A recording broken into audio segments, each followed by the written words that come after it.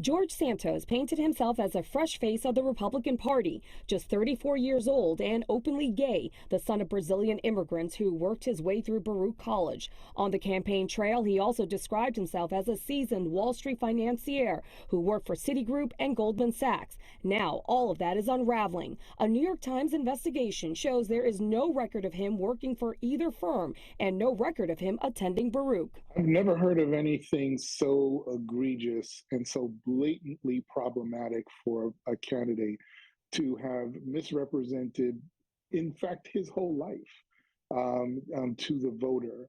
Political analyst Basil Smikle says embellishing or lying on your resume does not disqualify you, and in this case are not grounds to keep Santos from being seated in the House, especially a House that will be Republican-controlled.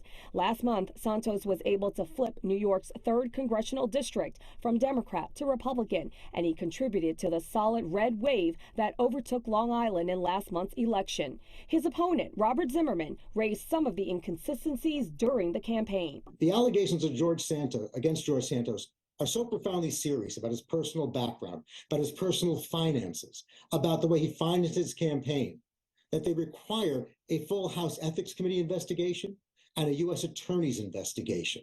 Santos contributed $700,000 of his own money to his campaign. He suggested his wealth comes from family real estate holdings, but the Times found no record to support his claims of family wealth. In fact, the paper reports he was twice evicted for not paying his rent. While expulsion is a long shot, he could be facing censure in an investigation. Some of this may not be disqualifying. He may not be able to get expelled from Congress. But the censure in and of itself would tell voters that that members of his own party don't even want him there. And that would be a problem for when he tries to run again, if he tries to run again.